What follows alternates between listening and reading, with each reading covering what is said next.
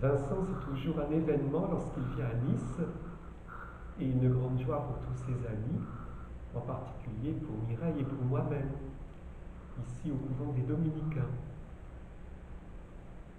Lorsqu'il arrive, Vincent offre toujours un cadeau, et son cadeau, c'est sa dernière publication. Et donc, cette fois-ci, cet ouvrage, Résurrection déclinée. Voilà, les titres sont toujours admirablement choisis. Et je m'émerveille de voir que Vincent en est déjà à une dizaine de publications. Voilà, ce qui est tout de même un grand record pour quelqu'un de son âge, donc quelqu'un qui a une trentaine d'années. Voilà. Et de nouveau, une très belle couverture. Voilà, sur fond de forêt. Eh bien, un ange, et ce n'est pas par hasard de ces anges qui peuplent souvent les écrits de Vincent, l'ange qui est à la fois donc le protecteur, celui qui voit clair, et puis aussi l'ange qui représente toute la liberté à laquelle chacun de nous, comme Vincent, nous aspirons. Alors dans ces ouvrages, eh bien, on retrouve bien sûr des personnages connus, célèbres et moins célèbres. Peut-être le maître mot de l'ouvrage en question, Résurrection déclinée, eh bien peut-être que le maître mot, c'est en définitive improbable. Et c'est un mot qui revient souvent aujourd'hui dans les propos que tient Vincent. Voilà, improbable, bien sûr, les situations, les rencontres. Improbable de rencontrer Marilyn Manson et beaucoup d'autres, Jonathan Davis, Eminem, Ozzy Osbourne, donc de les rencontrer, eh bien où? Au Vatican, à Rome, à Jérusalem, au cimetière du Père-Lachaise, le Los Angeles des cimetières. Vincent précise bien. Là, de les retrouver dans ces endroits finalement les plus inattendus, y compris les couvents dominicains. Et puis improbable également les rencontres entre ces mêmes personnes et d'autres, à commencer par le pape François, mais aussi donc sœur Rachel, bien d'autres encore, sans oublier la grand-mère de Vincent. Ces situations, ces rencontres, oui, sont placées sous le signe de l'improbabilité. Voilà, rien ne pouvait laisser soupçonner qu'un jour, ces personnes se rencontreraient et dans les lieux les plus invraisemblables. L'extraordinaire dans les écrits de Vincent, c'est que, entre toutes ces personnes tellement différentes, venant d'horizons tellement divers, et bien entre toutes ces personnes, le courant passe admirablement. Et pourquoi? Eh bien, je me dis parce que ce qui rassemble ces personnes, c'est peut-être en définitive un esprit d'enfance, une ouverture, un sens de la vérité, voilà, une quête de la vérité, de l'absolu, de la simplicité.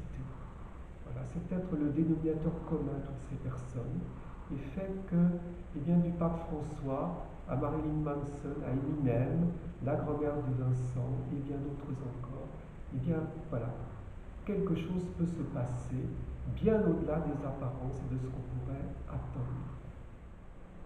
Avec Résurrection déclinée, nous sommes donc dans l'univers, plein dans l'univers baroque de Vincent, cet univers plein de contrastes qui est dominé par la figure de Marilyn Manson qui est omniprésente dans l'œuvre de Vincent.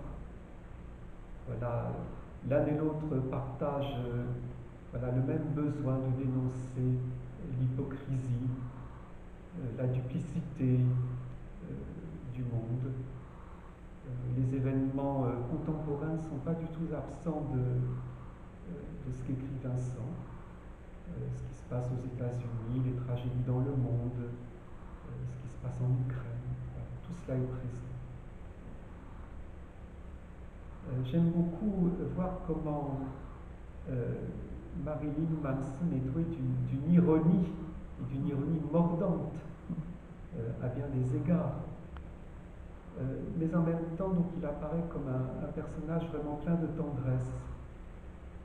J'aime beaucoup comme il trouve son inspiration à plusieurs endroits de la dernière publication de Vincent, voilà, dans les célébrations de messe, voilà, les cantiques des églises, voilà, où qui lui apportent visiblement beaucoup de paix, qui viennent nourrir donc son inspiration. Il reconnaît lui-même d'ailleurs dans les ouvrages de Vincent avoir une Bible, voilà, où il va aussi chercher beaucoup. Évidemment, un certain nombre de personnes en prennent pour leur grade. À commencer par, j'ai noté l'expression voilà, tellement savoureuse d'une sœur, d'une religieuse à la voix grisâtre. Voilà, ça suffit pour dire que eh bien, cette religieuse n'est peut-être pas tout à fait comme on pourrait le souhaiter. Marilyn Manson, donc, ce que je comprends de lui, c'est qu'il a voulu manifester, il a voulu montrer qu'il était capable d'autre chose que ce qu'il avait reçu, notamment dans l'école catholique qu'il avait fréquentée en étant tout jeune, qui l'a beaucoup déçu. Il était capable d'autre chose et de découvrir une vérité qui ne soit pas d'abord liée à la peur. Peur de vivre, peur de Dieu. Voilà, cette peur qui nous habite, mais qui peut être tellement oppressante.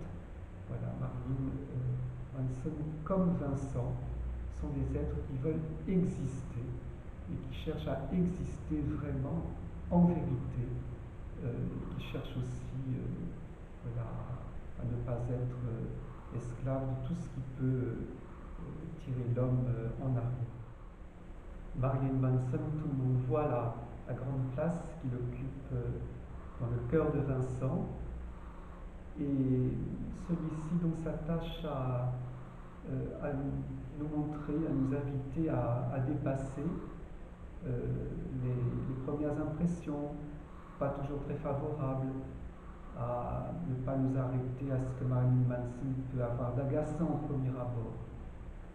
Et donc il nous invite à avancer plus en profondeur à la rencontre de l'homme Marilyn Manson. Je suis très touché de voir combien, au travers de ces voyages en compagnie de religieuses, de prêtres, de dominicains, Marilyn Manson se montre extraordinairement généreux et attentif aux personnes précisément. Tellement généreux qu'il n'hésite pas une seconde dans cet écrit tout à fait étonnant qui a pour titre Radio d'Homme, n'hésite pas une seconde à offrir même ses bagues gothiques au pape François.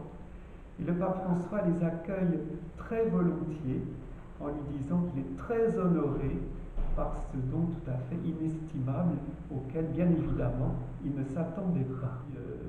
Parmi les frères dominicains que Vincent connaît bien maintenant à Nice, à Montpellier, eh bien Marilyn Manson n'est plus un inconnu, bien sûr, et si jamais il se présentait un jour à Nice, eh bien je serais très heureux de lui serrer la pince. Il y a beaucoup d'amitié, bien sûr, dans la vie de Vincent, amitié pour ses personnages, ses artistes. Lui-même est un artiste aussi, Vincent. Beaucoup d'amitié pour les petites gens aussi, qui sont présentes également dans la vie de Marilyn Manson et auxquelles il est beaucoup plus sensible qu'à bien des fans qui sont là finalement très peu pour lui, mais pour se flatter eux-mêmes. Et cette amitié, c'est celle aussi que Vincent trouve à Montpellier, auprès des personnes du Temple Bar, dont il m'a beaucoup parlé. Je suis très heureux de saluer, à travers cette vidéo, il compte beaucoup dans sa vie, le manager, le DJ, avec c'est leur aspect créatif, tout ce qu'ils font pour mettre de la vie, de l'amitié autour d'eux. Eh bien, tout cela est très beau, et dans tout cela, sans doute, le Seigneur se reconnaît, comme Marilyn Manson aussi s'y reconnaît totalement.